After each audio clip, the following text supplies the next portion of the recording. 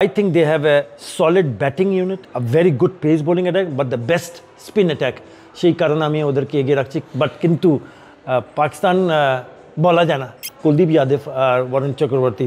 can be dangerous Axar প্যাটেলও আছে বাঁহাতে তো अगेन এক দুই ওভার ভালো এক দুই ওভার খারাপ ইউ নেভার নো বাট ভারতকে অবশ্যই শুড বি দ্য ফেভারিট আমাদের সঙ্গে আছেন ধারাভাষ্যকার আতার আলী খান নতুন করে পরিচয় করার তার কিছু নেই আতার ভাইয়ের কাছে আমার একটা প্রশ্ন আতার ভাই কমেন্টেটর পুরো টুর্নামেন্ট থ্রুআউট দ্য টুর্নামেন্ট তিনি ছিলেন এর আগে অনেক বড় মঞ্চ ধারাভাষ্য দিয়েছেন আতার ভাই এশিয়া কাপের 41 বছরের ইতিহাসে first time India Pakistan final চলে যাচ্ছে এই তাদেরকে ফাইনাল খেলানোর জন্য এসিসি তার কম চেষ্টা করেনি যে ফরম্যাটটা এখন তৈরি করেছে বারবার তাদের ম্যাচ মানেই লাভ বেশি অনেক কিছু সুপার ক্ল্যাশ যেটা হতে যাচ্ছে আপনার কি মনে হয় এই যে কে ফেভারিট হিসেবে মানে ফাইনাল জেতার চান্স কার বেশি ভারতের কথা বলতেই হচ্ছে বিকজ আমরা দেখেছি এটা কিন্তু ব্যাটিং স্ট্রেংথ বলো বোলিংয়ের কথা বলো ফিল্ডিংয়ের কথা বলো এবং স্পেশালি এই কন্ডিশনে এই উইথ পিচে সারফেসে দুবাইতে স্পিনারদের কিন্তু ভারটা বেশি আছে কুলদীপ যাদব আর Varun Chakravarthy can be dangerous Axar প্যাটেলও আছে বাঁহাতি so I think they have a solid batting unit a very good pace bowling attack but the best spin attack সেই কারণে আমি ওদেরকে এগিয়ে রাখছি বাট কিন্তু পাকিস্তান বলা যায় না অবশ্যই আনপ্রেডিক্টেবল কিন্তু তাদের ব্যাটিংটা আমার মনে হয় একটু উইক লিঙ্ক মনে করি আমি মনে হয়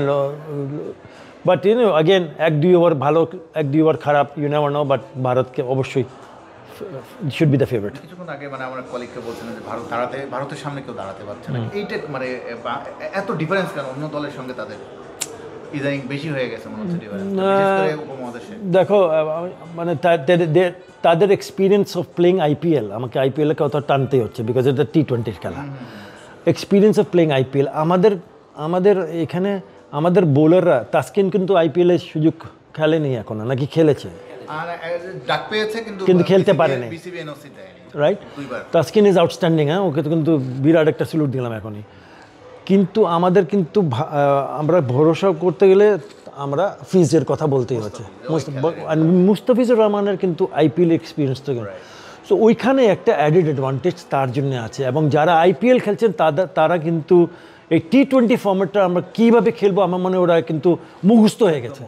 তো এটা সবাই টি-20 খেলে এই সবাই রান করে ভারতের টিমে তো that's the advantage 200 strike rated batsman তাদের অভিষেক শর্মা সঞ্জু স্যামসন মানে কার কথা শুনবেন তার ক্যাচ তো জাকির আলী ইনিশিয়ালি ছাড়লো না এক্স্যাক্টলি কিন্তু ডিফিকাল্ট চান্স কিন্তু দেখো ক্যাপ্টেন্সি আমি বলি এখন প্ল্যানিংটা কীভাবে করব আমি অভিষেক শর্মার সাথে খেলছি তানজিম হাসান কিন্তু দুইবার কিন্তু তার বিরুদ্ধে কিন্তু দুইবারই খেলেছে দুইবারই আউট করেছে তৃতীয়বার হয়ে গেছিলো